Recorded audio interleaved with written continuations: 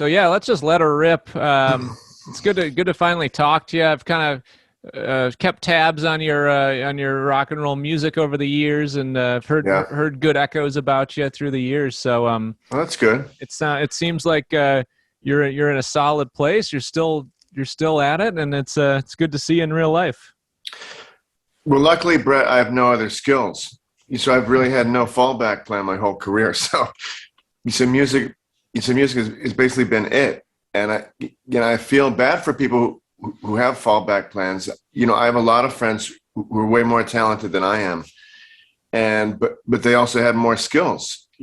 So whenever music kind of dipped or got difficult for them, they would start a company or do something else.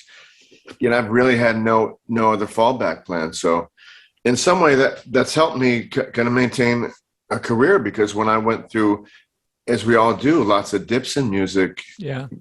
Peaks and valleys. So luckily I've been able to sustain this long. And I can't believe it sometimes because I still feel like I'm trying to make it on some level. Like I've had the same fear for so many years that I have to get a real job. And then it was a few years ago where I started thinking, I've had that same fear for so long. Maybe I can let it go because I'm still here. I'm still doing it. And it's just funny. I feel super lucky, actually. Yeah, what an interesting perspective of like not having a fallback plan as being a good thing, because I Yeah. think most people might take the other philosophy about it. But yeah, man, I feel the same way. I'm terrified of a day job. Like the aesthetics of an office just spook me. I've had nightmares about it. So I mean, I have that fear of failure and just like not wanting to ever go back to that. So yeah, I mean, do you have any advice for someone in their early mid 30s, like staying in the game and not and to keep trucking and not having to go back to something else? It's funny you mentioned that. I've actually started to idealize on bad days in music. I've started to idealize like the very first jobs I ever had that were real jobs. So that there's a grocery store literally like half a block from my house, that when I'm in there, they always think like what would it feel like to work here? You wouldn't have to worry about your job. Like I'll go to bed at night still thinking about like, how am I going to, write a song for something that I have a project to complete or that kind of thing. So, it always looks like the grocery store, like just seems so good. Because my first job in Buffalo, New York, where I grew up, was in a grocery store. And I'm going to get to that actual question. I'm not evading it. There's this guy who worked there who was probably at that age in his 30s. Mm-hmm. And I was maybe 17 or 16.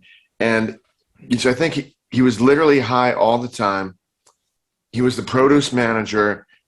And the guy seemed so happy.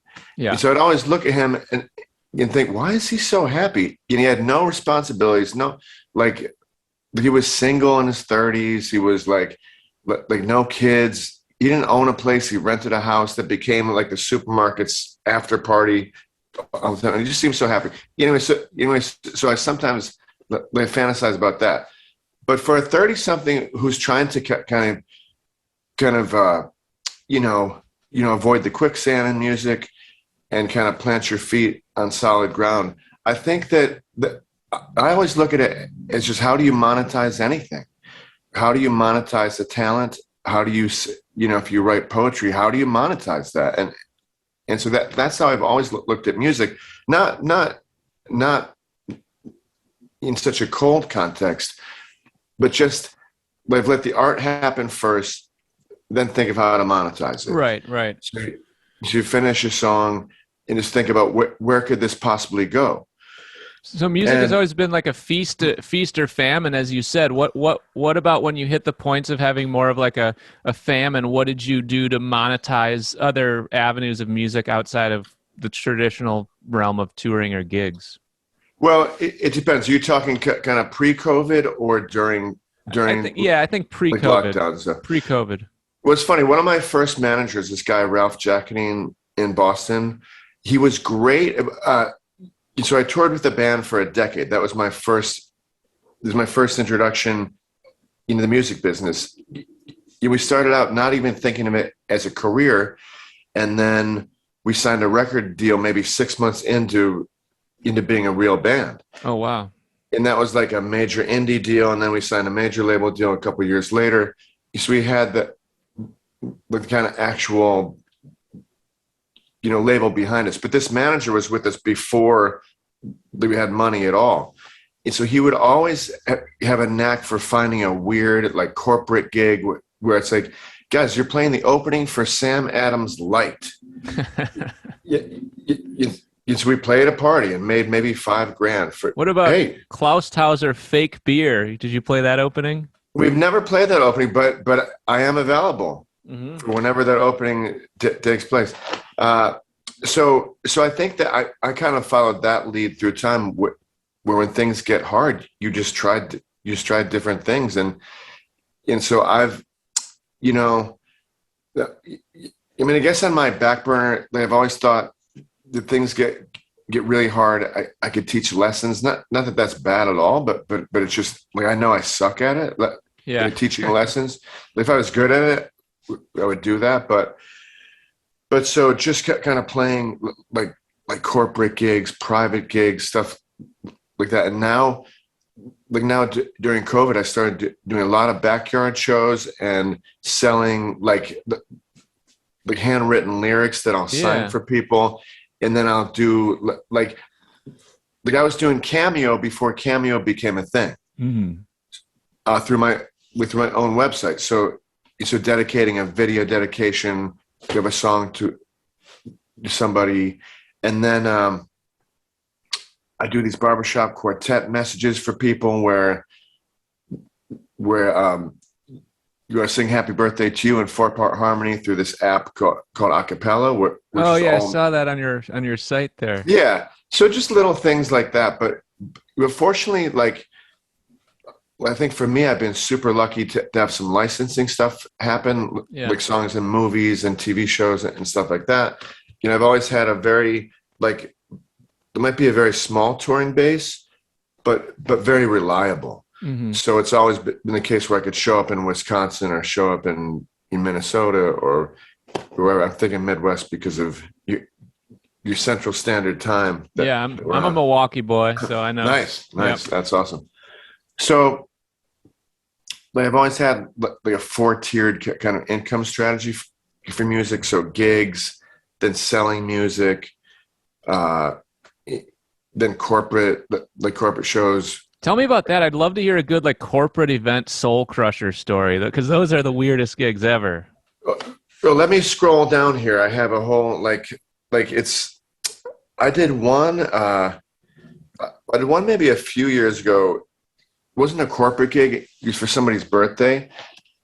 We shouldn't say who specifically, but they'll figure it out. But they rented this venue, and it was packed with people. It was a guy had hired me for his wife's 40th birthday party. And he was a big fan. They were both big fans. So he gets up, and it's like there's a sound system, there's a sound man, there's everybody, and it's jam-packed. And he starts to give the most heartfelt introduction about how I've been with them through when they started dating, to when they got married, to when they had kids. There was a song for that, and it was so beautiful. So I'm sitting there side stage thinking, like, this gig is going to crush so hard. Yeah. because of this setup. It's incredible. I'm going to walk out there, and literally, like, before I played my first note, like, from the introduction's end to me playing was about 30 seconds. Within the 30-second time, the whole crowd started talking and didn't pay attention to one note that I played. And so it went from being like the best, this would be the best gig ever, to the worst gig ever in lightning speed. But what I found out is that half the sound system wasn't working that night, so that there was no sound that was penetrable. So I just kind of, but I have techniques for how to get through those gigs. Do you ever have those gigs, like the real soul crushers? I haven't had any real big time soul crushers in a little while. I also haven't played any corporate things lately. Um, but yeah, that's always a threat. Like that can show up at any time. And yeah, like you say, like playing that ballroom to a wedding crowd, it's like if there's a few people talking, you can kind of make fun of them and turn the crowd against them, which is fun. But then if the whole crowd is blabbering, you're Yeah. done. You're toast. Yeah. I'm gonna sound like I'm a complete money hog right now, but this is totally not this is it's a coping mechanism. Yeah.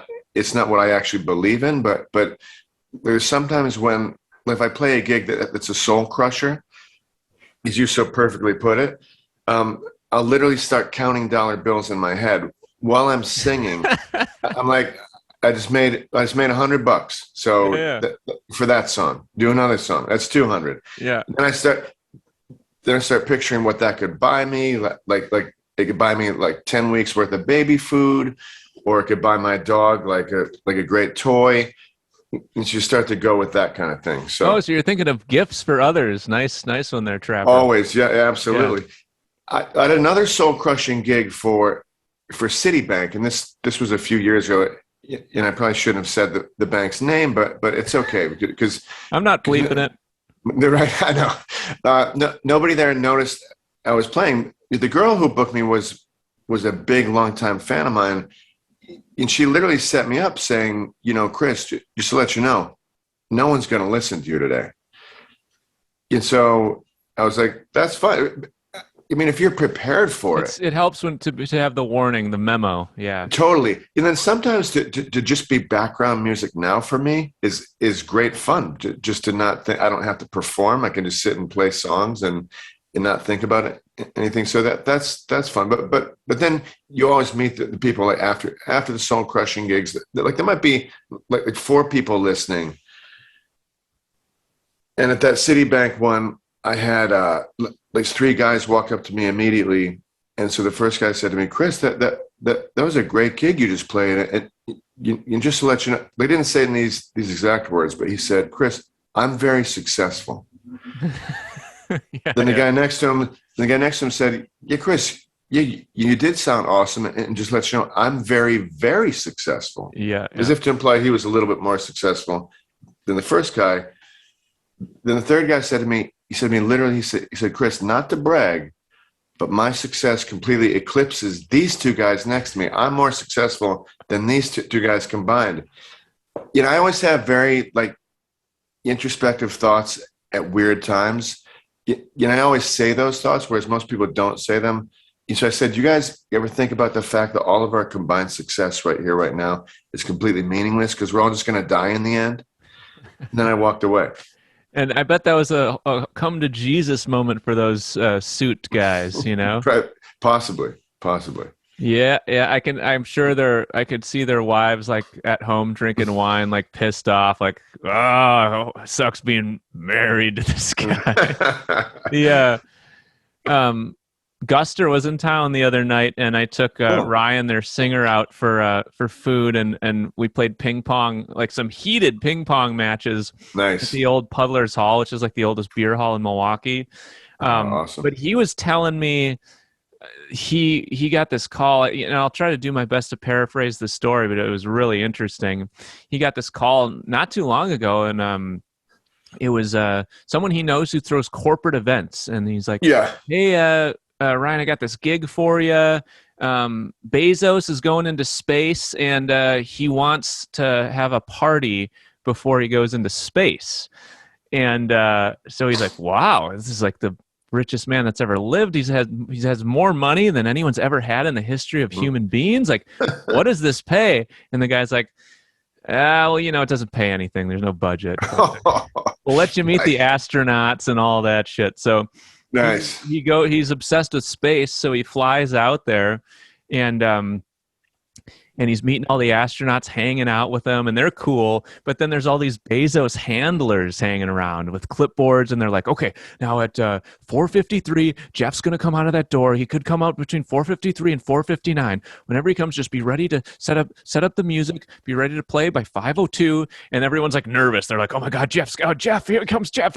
And so he's like, God, this is bizarre. So he's like kind of excited. He's like, man, I wonder what songs Jeff Bezos would want to listen to. And he's like putting it through his head, like, what should I play? American rock and roll, or what is he like, jazz? So he asked the handlers, he's like, so what kind of music does Jeff like? And the secretary lady looked at him like stone-faced. She was like, oh, he doesn't like music. He doesn't listen to music. Which is creepy, but also like makes sense. You know what I mean? Oh, totally. Totally makes sense. Totally makes it. Yeah, absolutely. But apparently he's like playing songs around the campfire, and then like Bezos comes out of like building A and then like walks right by the campfire, doesn't sit down, and then walks straight onto a helicopter and then flies into the night. That's insane. But it was kind of like the way it was described that I got out of it was like the overlords of Amazon were like, all right, what do humans do? What would a human do? Would they? Oh, it's a party. So yeah, we'll do a party. We're going to space. Yeah. We should have a party. What would be at a party? What would humans like at a party? Oh, music. Okay, we'll hire a music guy. What would there be? There would be beverages. So it was like, yeah, these like a strange alternate dimension, Chris Trapper. Yeah, there'd be a guitar player there. So find me a guitar. Hire me a court jester immediately. Like, yeah, I know that's what it seems like. Totally. I had a therapist once. So when I first moved to Boston, I moved with a college band, a band from college. And so we were one of the two like top bands on our college campus. Like of two bands, we were in the top two. And so we got big egos and moved to Boston to try and make it here in Boston, where I live now. Because Boston at that time, it was the mid 90s. It had a very fruitful kind of Boston music scene. Like right around when Guster started out, and so we moved here, and I just remember picking up the Boston Band Guide in the Boston Phoenix, was the old arts page here, and it said Boston local music scene, over 2,000 local bands, and we broke up very quickly. After having a few gigs in town, we didn't make it. We weren't like the big rock stars we thought. And so I was like, I need a therapist because I'm blaming this on myself completely for the band's failure. Yeah. I uprooted them to move to Boston. And so I always felt uncomfortable just kept kind of rambling on and on about my problems. So I was like, what about you? I mean, do you listen to music? What do you listen to? And he said to me, yeah, I don't really like music. And I was who thinking, you're speaking to? Right. So I was like, how can he can't possibly help me. And then I stopped seeing him. Okay. Therapist. I gotcha. Yeah. It was like, but it kind of makes sense. Like, it's like music is, you're relating to human emotions. You're like, okay, that's a sad, melancholy riff. That lyric really, really hits me in the guts.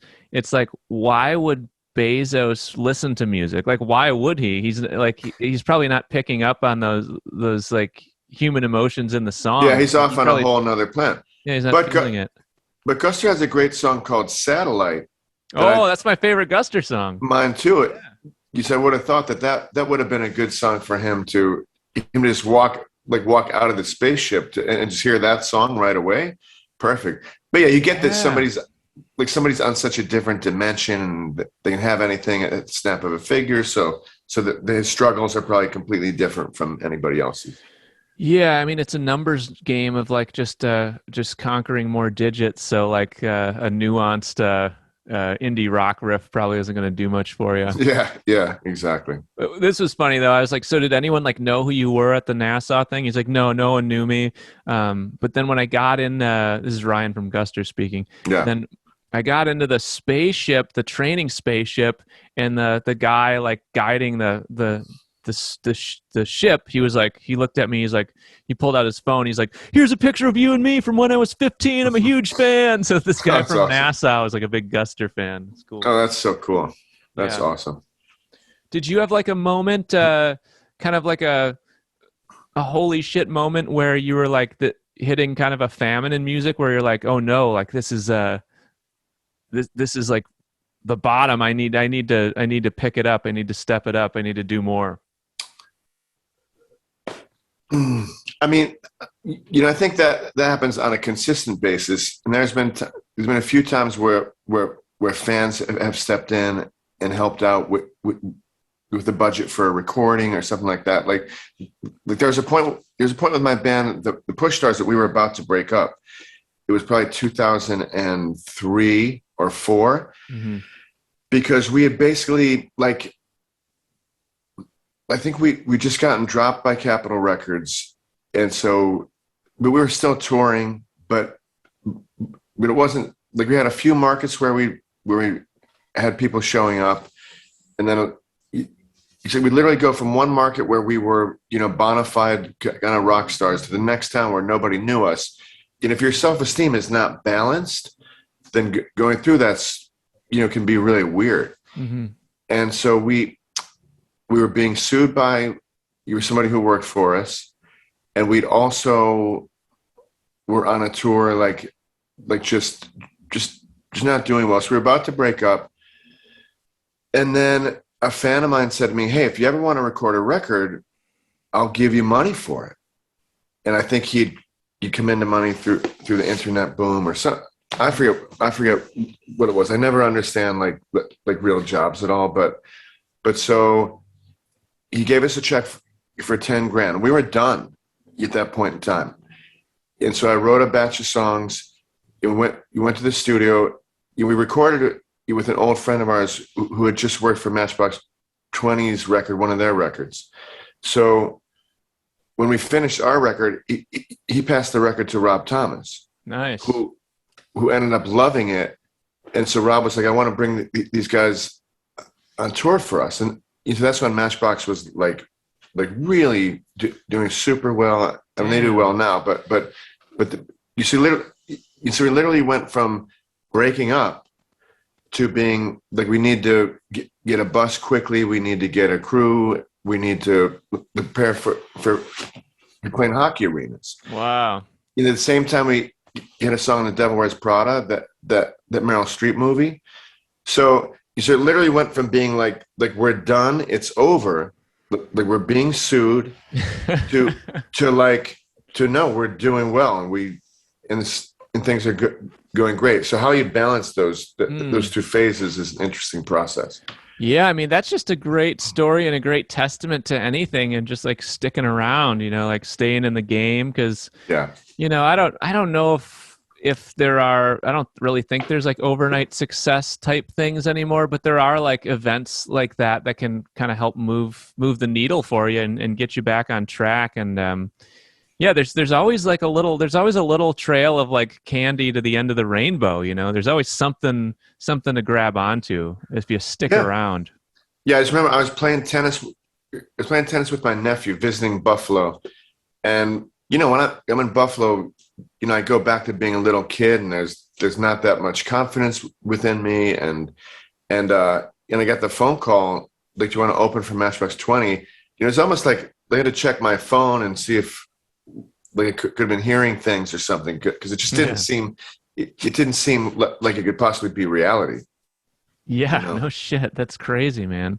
Yeah, I don't know. I've never been on a national support tour like anything like that, so that must have been being on a cloud. Oh, so cool.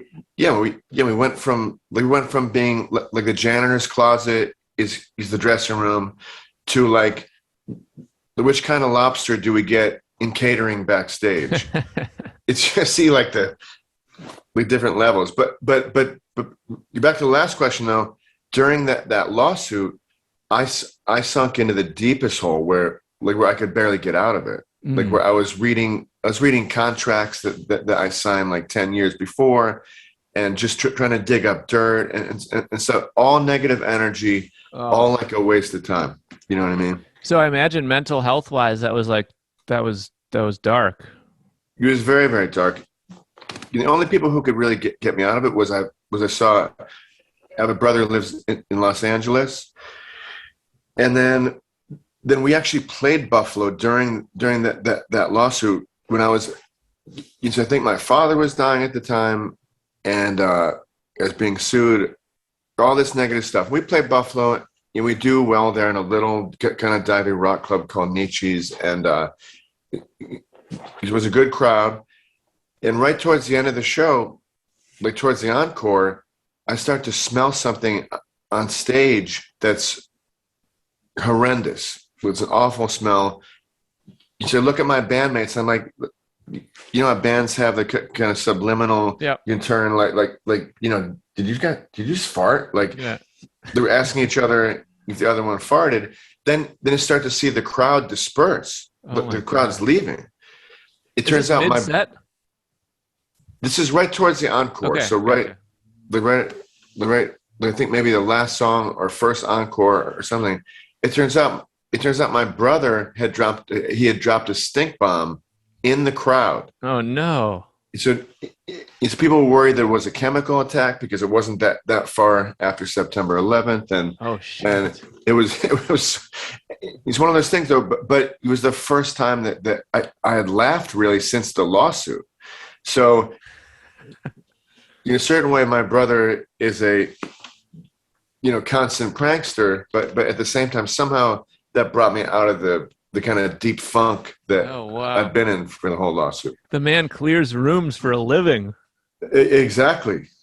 What about That's his gig. any like what do you do these days if you're feeling like weird or wobbly in your brain? What kind of works for you to kind of get back on the horse? Definitely red wine. And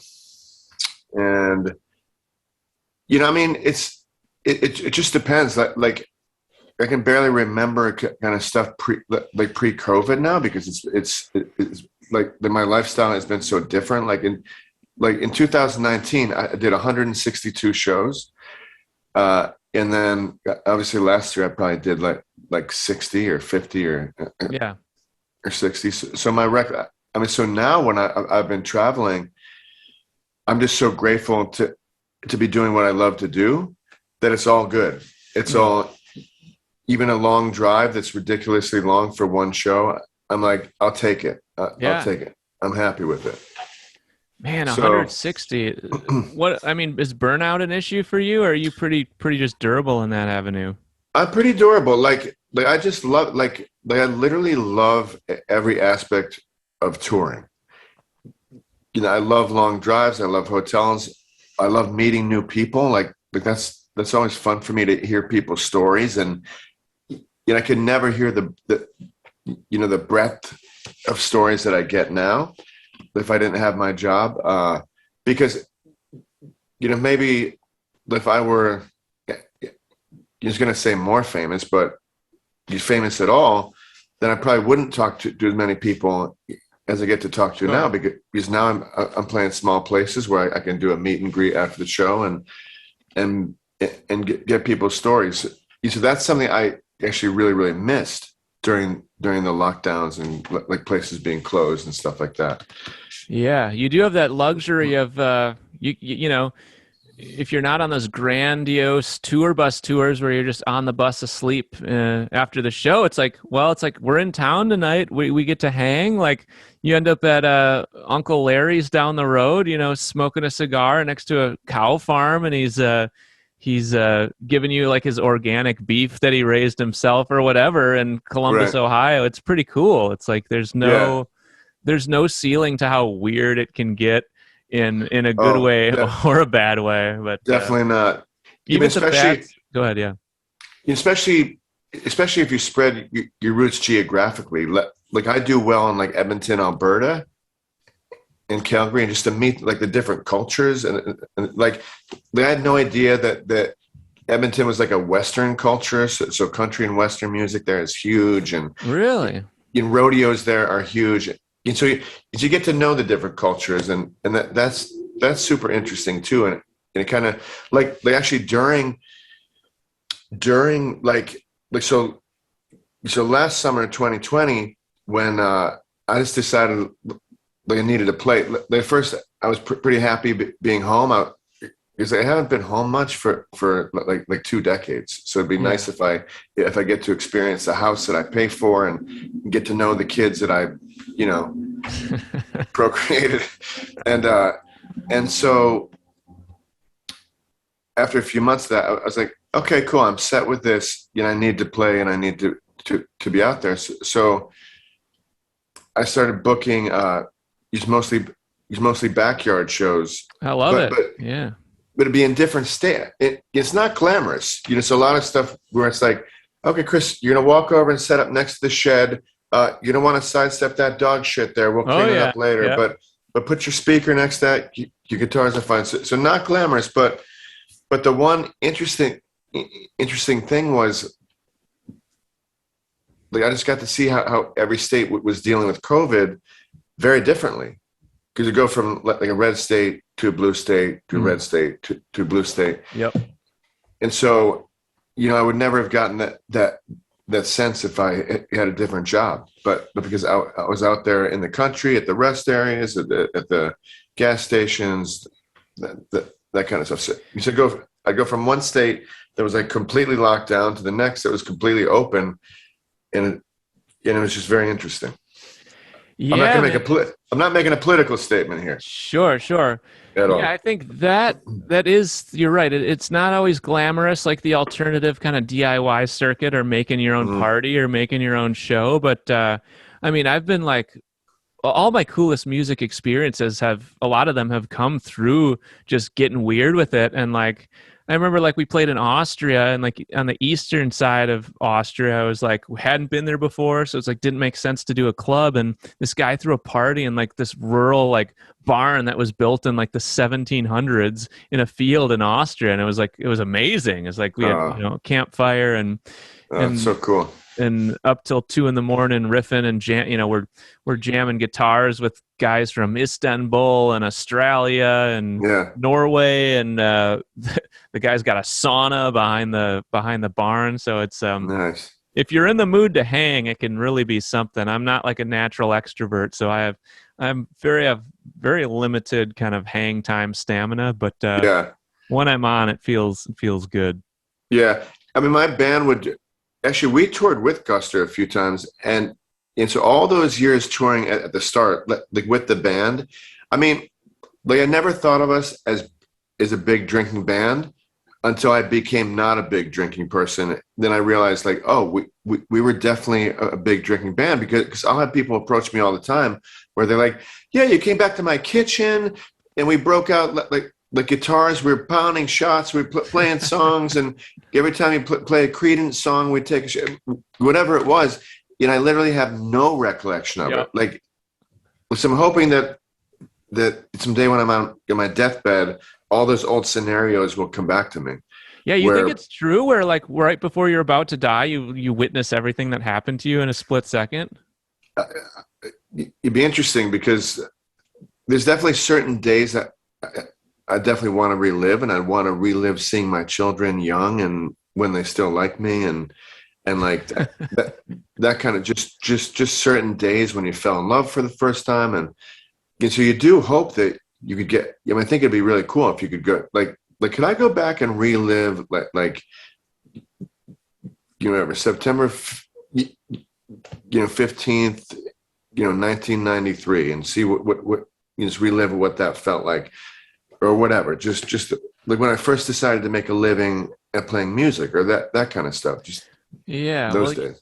you hear stories of like, people smoking DMT and then like living an entire life within like a 10-minute trip of like having a wife and kids and growing up in Arizona and getting old and being drunk and dying, and then they wake up and they're back to their other life. But like the vividness of the way in which they explain these trips is like Oh, that makes sounds you yeah, it makes you wonder what the fourth dimension is or whatever out there. that sounds kind of fun actually. Do you think that like I mean, we're so civilized to the point where it's just kind of it becomes hard to think outside like cosmically a bit. Do you feel like there's like actual alternate dimensions that if we were like a little more advanced or aware, we could like step in and out of them? I'm a big Twilight Zone fan, so I could talk about that stuff forever. Like I have theories about how, well, when people die, that our souls go free and we can come back as anything we want. We can become, like a dog, a cat, a fish, a bird, or multiple things. We could be, and like I'll never my basement has mice in it, and I'll never kill them. Like I trap them and release them Mm-hmm. because I definitely feel when I look at them, I feel that they have souls. Yeah. And so most people are like, just kill them. They only live for 18 months anyways. Who gives a shit? And I'm like, no. Like I look at this thing, look back at me. It's afraid of me, so it feels something. Yeah. So it's like it's not just nothing. It's not just something to be disposed of. So, but that's good. But you like Twilight Zone, like the old show back in the, I think it was shot in the 50s, in the 60s. It kind of like explored those multiple dimensions of life, and so I love going there and thinking about that stuff. Do you Yeah. think it? You think there are multiple dimensions? There's gotta be. I mean, yeah, I had the same thought the other day with just like catching spiders in my house. Is like normally I would just smash them and throw them down the toilet, but I had that same feeling. It's like, well, this is gonna cause me karmic damage if I just smash the thing or take a whiz on it in the toilet. So I would get the paper and I let it go outside, and Yeah. yeah, I felt like a good citizen for a half a split second. Yeah. I've actually driven all the mice that I catch in my basement. I know this is very glamorous chat here, but you just have to drive it like 2 miles from my house, or else they'll come right back in. And so there's a spot that I found for them where it's a beautiful stream and there's a field. You mean you put them in the car and you drive them out there? Oh yeah. Yeah. Oh yeah. I'm a real psycho. Yeah. And so when I drive them there, when I release them, for some reason, it's a great feeling. I feel very deity like. Mm. What does deity mean? Like a god, like God releasing you to be free. Deity, yeah, that is that is a pretentious word, deity. I know, very pretentious. But yeah, we really sound puffy chested here, in what cosmically good humans we are, saving the spiders and the mice. I know. It's good to feel like a non-asshole for a moment. It's hard for me to do, but yeah. Have you had any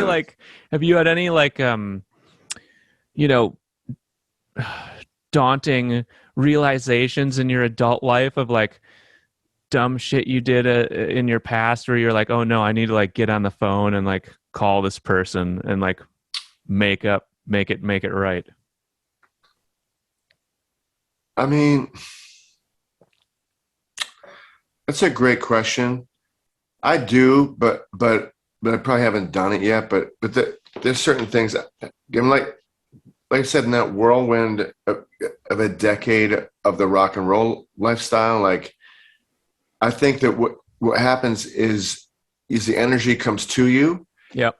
And you forget to reach back to people sometimes, and you kind of bask in the glow of your own, whatever it is at that time, whether it be success or just like I always find, but I always found it funny back in the band days that we could play play for a crowd of like 15 people in Cleveland, say, and then we would literally have all 15 of them want to come hang out with us somewhere.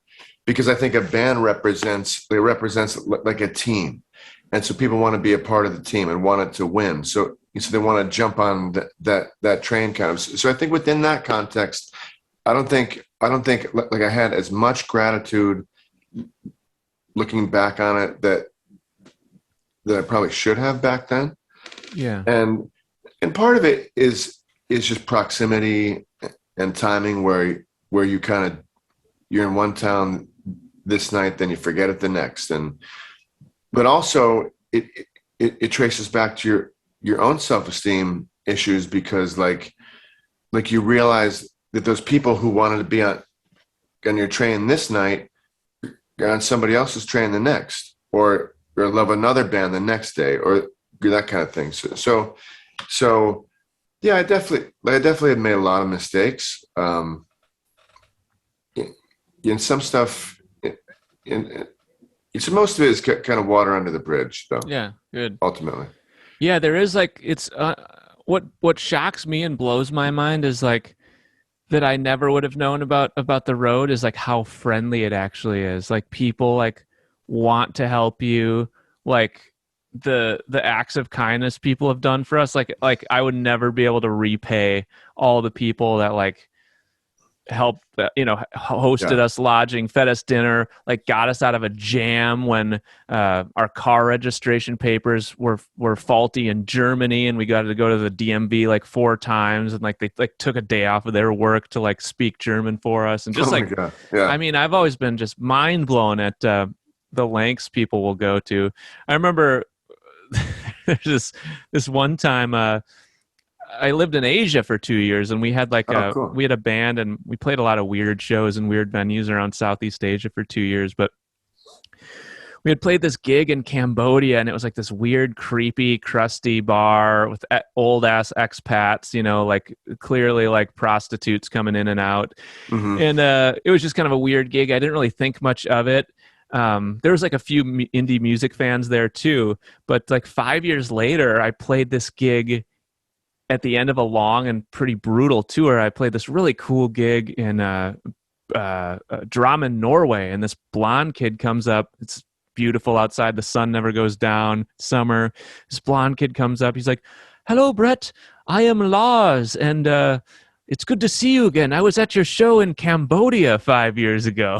So Oh my God. it was like this guy, this cute little Norwegian man was at this show. I kind of vaguely remembered him, and then he ended up like putting us up every time we've been to Norway. He's like my best Norwegian friend now. We have like inside jokes, and he's been in a Uh, few of like our like we made a tour documentary, like a yeah. comedic tour documentary series called Krusty Adventures. He was like a Uh, cameo in several Krusty Adventures episodes. So now I see him every time I go to Norway, and he buys me a schnitzel, and it's unbelievable. yeah, it's amazing. I mean, I just think of how many people have poured themselves into my career over the years, like just put a part of themselves or help me, and it's like with a very modicum of success that I've had, it's just like so many people kind of contributed. So yeah, there's so much gratitude, and people like, I could go on and on about different people who have helped me at different phases when I was, down and out, somebody. So if ever a young artist approaches me and they say like, is looking for advice, they always say don't look to the outside in, look from the inside out. Meaning, if you have one fan or one supporter, really treat them well, Mm. because that will build onto others. And they may know, but like so many people are so obsessed with like finding somebody who's in the business, somebody to like Yeah. let you prop them up and make them a star, or to make them famous, not recognizing that fan right in front of you, might have an uncle who works for whatever, film company or licensing company, or whatever. It could be anything. But I mean, that's like, I think I started doing better in my career when I started looking at it that way, Mm. like looking at it like kind of work from the Yeah. inside out. Like, Like don't tiny worry, victories. about the president of Sony. Don't worry about those. But like, if somehow they find you someday, great. And if not, Yeah, no, totally, man. that's I spent a lot of my early years chasing industry around and trying to yeah, do that's what I'm that trying to exact say. thing, and it's Right. just like they, they might care for a moment, or you might get a hand once in a while. But yeah, it really isn't even worth pursuing. It's like Yeah. it just takes you out of your own game and adds stress and makes you feel insignificant, really, you know? Yeah. Like, like in San Diego is a town where I never had a following there really. Even back in the band days, I never had a following. So when I went solo, I really only had a few places where I could go to make a living. So it wouldn't have sustained me. So I needed to branch out and do different things. And so I played a club in San Diego, drew nobody, with basically maybe 4 or 5 people. And somebody said this couple is going to show up, and they book a house concert series there. So then rather than focusing on the official venue, I did one house concert that led to another house concert. Then I went back to the club the next time. It was filmed, Yeah. all based on not really worrying about the official route and just doing things my own way. Exactly. Man, I relate to that so much, and that's part of the big reason I love you. It's just like you're down to do the DIY grind when you need to, and Yeah. yeah, just focusing on what's in your own control, and not not having to get too crazy or anything. It all happens in stride, you know. Yeah. What do you think you'd be reincarnated as? Like if you didn't have a choice, like what would you be cast down as? It's such a great question. I do think about it sometimes. Like the obvious answer is a bird. Like my niece has a daughter who looks exactly like my mother.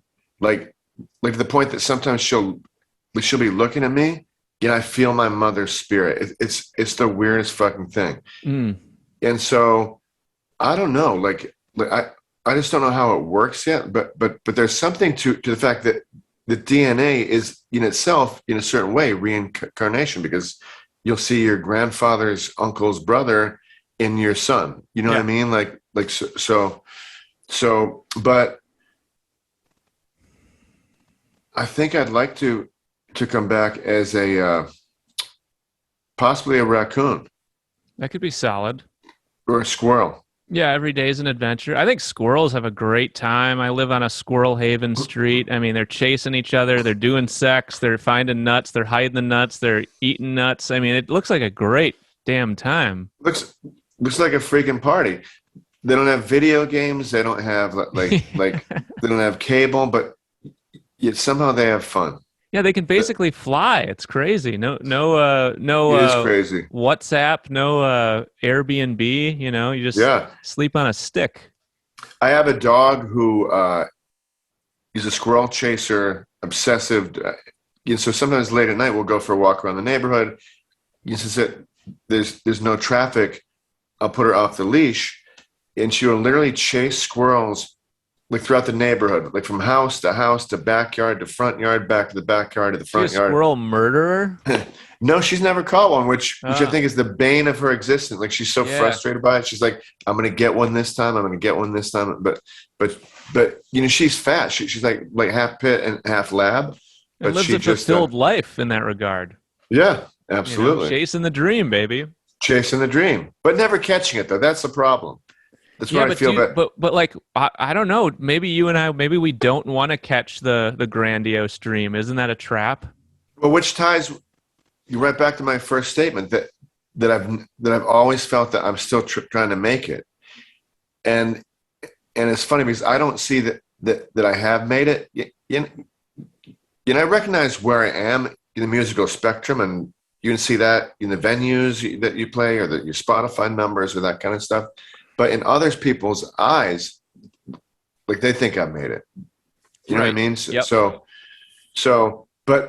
But I always feel that I'm still trying to look for that next situation where the next like where I just pull the jackpot, the I made it jackpot, Yeah. and pull it, and then it's like, oh, boom, this is what I've been waiting for all along. But at the same time, at the start of the lockdowns, I was gonna sit my kids down and have them watch some of the different films that I've had songs in, because it just never happened based on whatever they were off from school. I was home.